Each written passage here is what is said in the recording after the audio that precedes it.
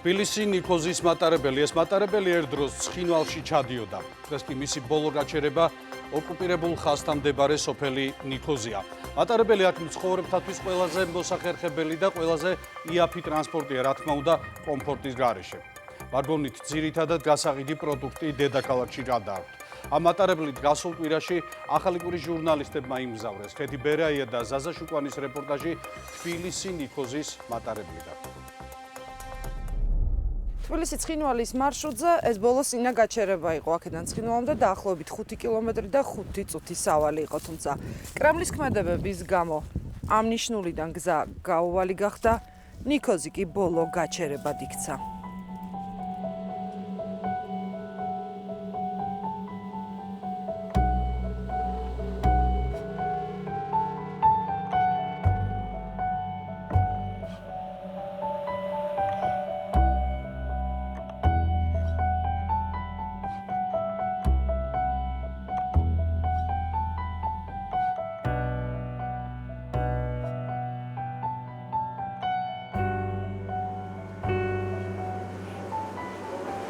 ამ მატარებლის სამი ვაგონი დადიოდა ცხინვალში.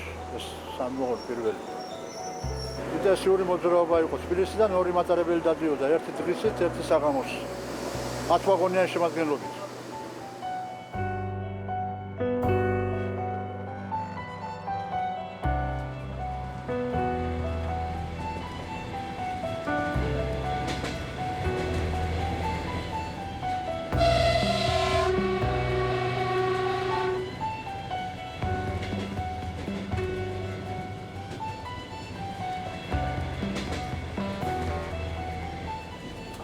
მოწამეთორმეტე გაჩერება იყო ცხინვალი. მატარებელი ცხინვალში ჩერდებოდა, ქრემლისნაირად დილის გამოდიოდის მერე ესე. სადგური კარგი დიდი ზონეს იყო. დიდი ჩასასვლელი ბაქანი იყო, 10 ვაგონი ეტევოდა მეტი.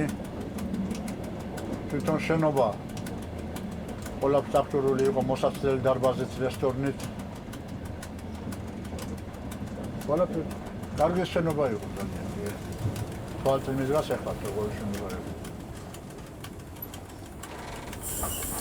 ეხლა ავდივართ ნიქოზში ბრუნდებით, უკან ჩამოვდივართ გორში ვისვენებთ. მერე დილის გორიდან ავდივართ ისევ ნიქოზთან. მოვდივართ თბილისისკენ. ძველ მარშრუტზე ნამუშევარის შემადგენლობა, რომელსაც დღესაც მართავს, 9 საუკუნეზე მეტი ხნისაა და დღესაც მოქმედი.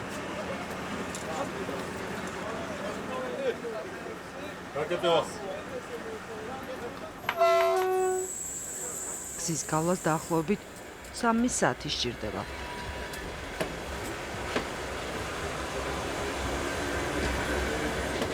თბილისიდან თითქმის მთლიანად დატვირთული შემადგენლობა გორის შემდეგ ნელ-ნელა ცარიელდება და საოკუპაციო ხაზთან ახლოს სოფლებში ჩამსვლელი თითო ოროლა ადამიანი რჩება.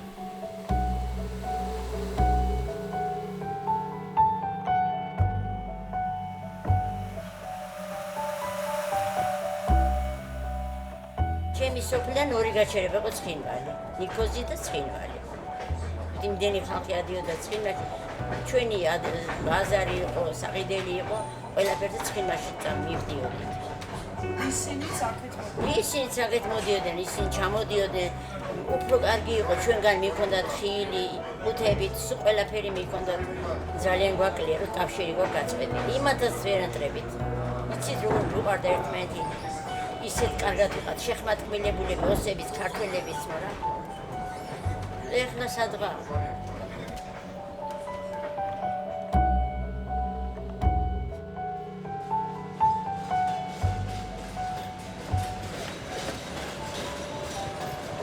ოთხმოციანი წლების ბოლოს დაწყებული არეულობის შემდეგ კი სარკინიგზო მიმოსვლას ჯერ საფრთხეში ექმნა, ბოლოს კი შეწყდა.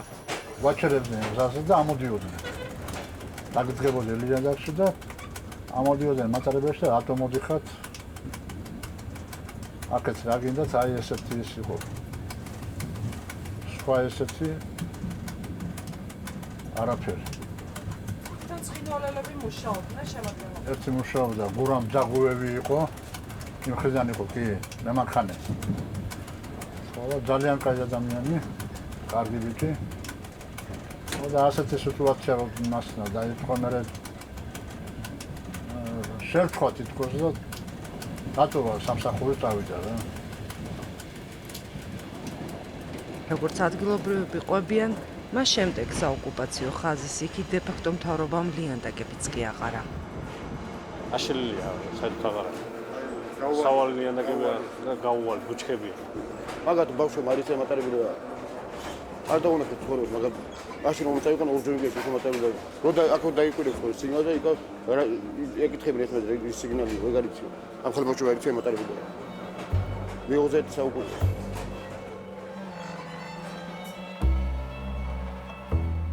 ამ 13 წლის ბიჭისთვის მოზარდი სპორტსმენისთვის კი თბილისი ნიქოზის მატარებელი ვარჯიშის შემდეგ გორიდან სახლში დაბრუნების ერთადერთი სატრანსპორტო საშუალებაა. მე მეტრიციონავია. არ დადის მარშრუტი ამყამე.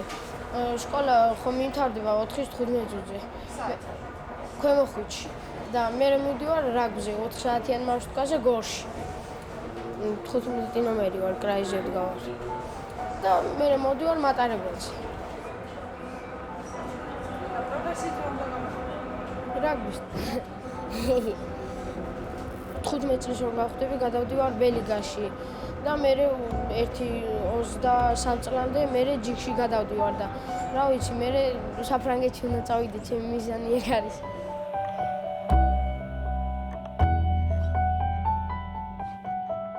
მატარებელი ბოლო გაჩერებაზე ღამით არ ჩერდება. მას შემდეგ რაც ვაგონებს ბოლო მგზავრიც დატოვებს, კონფლიქტის ზონიდან გორში ბრუნდება და დილით 5 საათსა და 40 წუთზე კვლავ ნიქოზში ჩადის, რომ გზავრები ამჯერად შიდა ქართლიდან თბილისის მიმართულებით გადაიყვანოს. თქვენც მიგაქვთ რამე?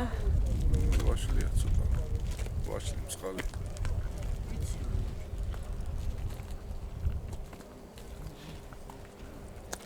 აქვს ხეირი?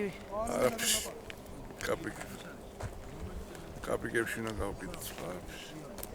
ჩვენ მაგალითად 10 ძირი ვაშლი მოვჭერით. თელ სოფელს არ აქვს ხილი.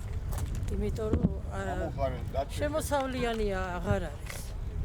დღეს წავალთ, რავი თუ გავყიდეთ, გიდიქება უნდა რომ გავყიდეთ. გადავუგეთ ეს აი იქნება აგვიხო მაშინ გარეთკენ რომ გევა. და ვიხოცე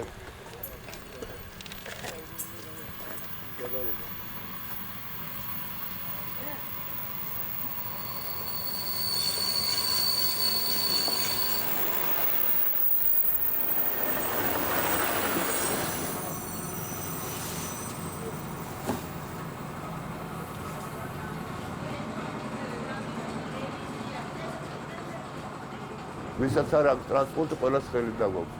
ეხლა დღეს გამონაკლისია ცოტა არის, ხოლო ყოველთვის მეტი არის. საარსებო წყაროა მატარებელი. ამ ხისა. ყველაფერი გამოსხდები. აი ნიქოზიდან დაყოლებული სადღაც კასპამდე მე თითქმის მიწევს ხოლმე ყოველი სამსახურში დავდივარ.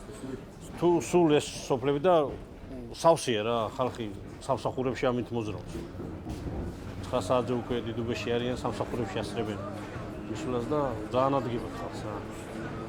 ზოგს ასაღები აქვს ბაზარზე, ხილი ბოსტანი მიაქვს.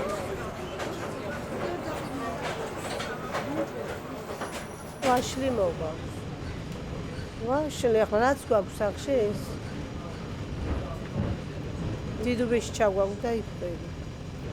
იქიდან რა გვაქვს, რაც სახში გვჭირდება, ის მოგვაქვს. ორი ცხენია თუ რა.